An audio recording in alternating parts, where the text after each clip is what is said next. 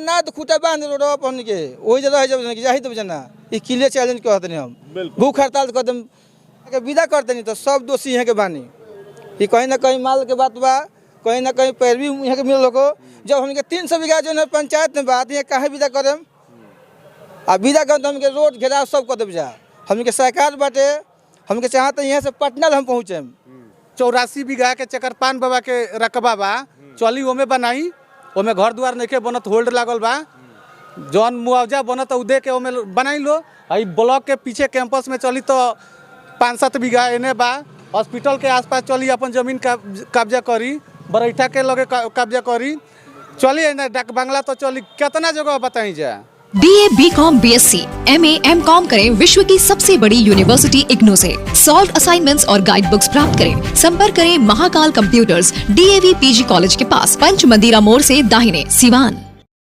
नमस्कार, हम राना रुआ देख रहा बनी मैच बॉक्स और अभिवानी हम रघुनाथपुर में रघुनाथपुर प्रखंड कार्यालय है यहाँ पर उपस्थित बनी।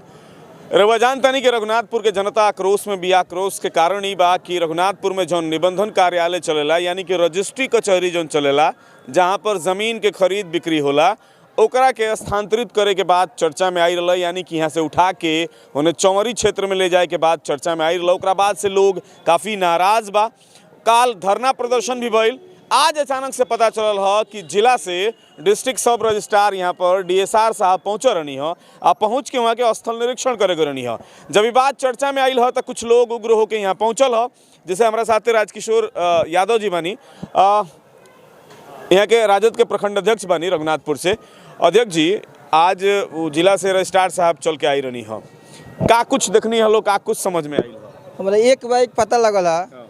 कुछ लोग कहला कि मुखिया जी अपन रजिस्ट्रार साहब रघुनाथपुर के जिला के रजिस्ट्रार साहब मोबाइल बनी हेंगा जमीन के सर्वे होता है वो चली अब बात होगा तो रजिस्ट्रार साहब से बात वहाँ करनी यूँ करनी CO साहब भी रहनी वही जो सामने बात भैला कि हमारा पंचायत में लगभग जमीन 300 बीघा लगभग बा माने सरकारी जमीन 300 बीघा, कहीं बाबे 7 बीघा, कहीं 10 बीघा, कहीं 40 बीघा, कहीं 20 बीघा, कहीं 80 बीघा बा हमारा पंचायत के अंदर। तो हमारा पंचायत में मान लें कि यहाँ ब्लॉक बा, थाना बा, अस्पताल बा, सब कुछ बा जी, बैंक बाबे। अब सूजबलिया का गांव में जाई रसी उठ हमने के तो बीच में पैसा छीनाई तो यहाँ जिम्मेदारी ले CO साहब तो लिख के दी कि जिम्मेदारी ले बीच में पैसा छीनाई तो जा सकता कौन दिक्कत नहीं है। यहाँ के कहीं ना कहीं ना होला कि माल ले लो कि तब चाहे पैरवी से चाहे जैसे भी यहाँ के अथी होके यहाँ के भेज के चाहते नहीं इनको कहीं बात भइल रजिस्ट्रार साहब से तो कुछ कहला हनु वहाँ कुछ ना बोल पानी है ना होला सूचना बता देनी है यहाँ के बात भैला तो यहाँ के ठीक बने कि नहीं हो रहा है जो कौन दिक्कत हमने नहीं है हमने को आपत्ति नहीं है।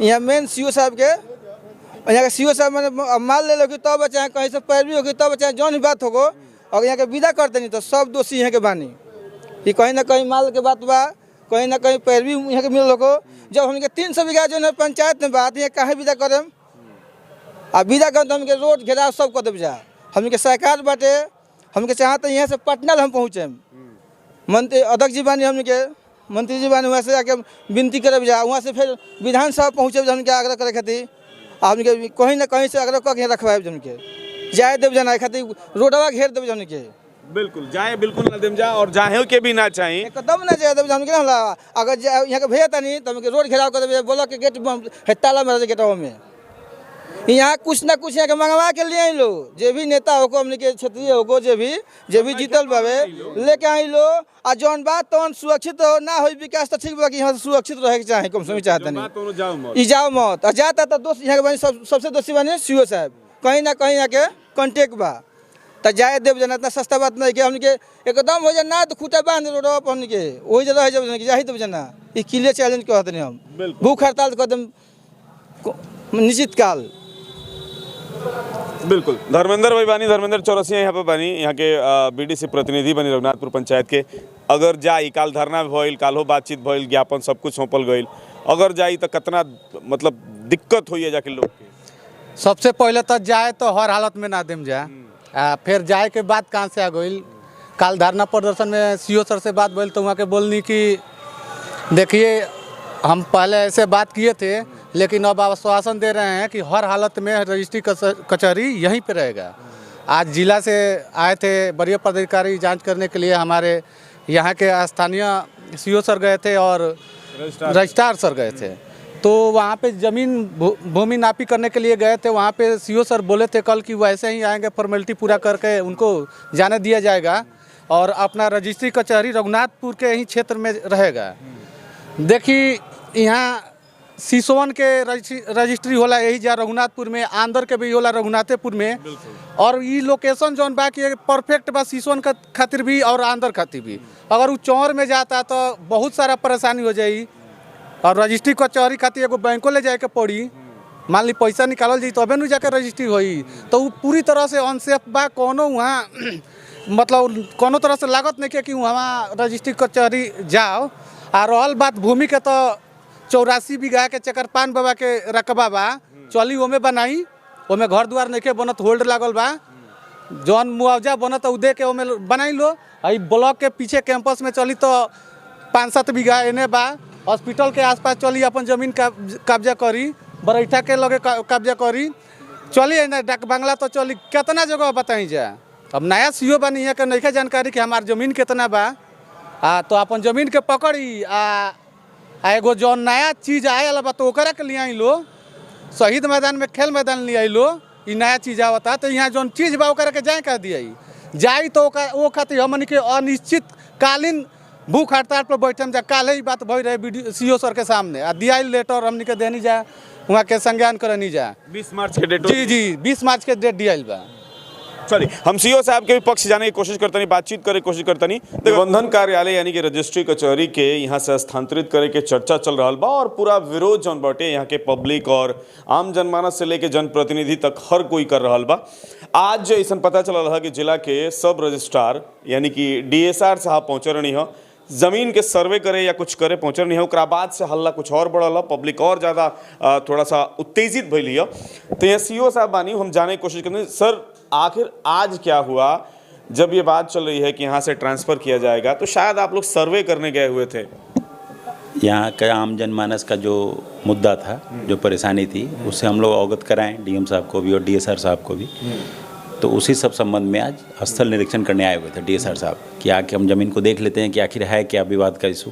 हालांकि ऐसा ज़मीन अभी स्थानांतरित करने का कोई ये गया नहीं है प्रपोजल, वो जमाबंदी कैंसिलेशन में गया है। लेकिन फिर भी एक स्पॉट जो हल्ला है, जो इशू था, उसको आके उन्होंने देखा और यही बोला कि ठीक है आप लोग जो बोल रहे थे सही बात है, इसका वहाँ हस्तांतरण करना ज़मीन का सही नहीं होगा। हस्तांतरण वहाँ होने से आम जनमानस को परेशानी होगी। तो बेटर होगा कि जो रजिस्ट्री कचहरी है वो मुख्यालय में ही रहे, उसके लिए दूसरा ज़मीन चिन्हित कराइए। तो हम लोग एक ब्लॉक कैंपस के पीछे ही BRC के पीछे एक ज़मीन है, वो ग्रामीण विकास विभाग की ज़मीन है। उसकी जो अनुपलब्धता या उपलब्धता जो भी है, अभी उपलब्ध है ज़मीन, लेकिन उसका NOC जो भी होगा ग्रामीण विकास विभाग के द्वारा दिया जाएगा। तो ऐसी परिस्थिति में उसको हम मार्किंग करवा के, मेजरमेंट करवा के एक प्रपोजल बना के हम भेज देते हैं विभाग को। विभाग फर्दर अपनी कार्रवाई करेगी और हम आश्वासन दिलाते हैं यहाँ की जनता को कि यहाँ का रजिस्ट्री दूसरी जगह पर यहीं रहेगा।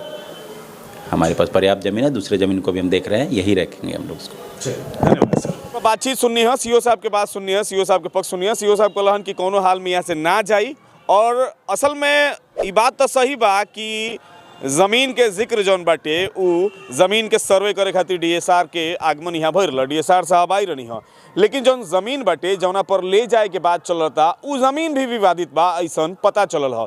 पता ही चलल है कि उ ज़मीन जौन बा आम गर्मजरुआ है, लेकिन ओकर जमाबंदी खुल गई बा। अब आज जांच यानी कि वहाँ पर सर्वे कैला के बाद उ ज़मीन ही कैंसिलेशन में चल गई। अब ओकर जौन जमाबंदी बा उ पहले कैंसिल हुई, तो वहाँ भी तनी सा जौन मामला बा उ मामला दूसरा तरफ जा रहा बा। बहरहाल ये आश्वासन मिलल है कि यहाँ से रजिस्ट्री कचहरी ना जाई, लेकिन अगर ये आश्वासन फेल होता, अगर धोखा देवे के कोशिश कल जाई, तो हमनी के लड़ाई जौन बा उ लड़ल जाई और बरियार तरीका से लड़ल जाई आ कोनो हाल में यहाँ से रजिस्ट्री कचहरी के बाहर ना जाए दियाई।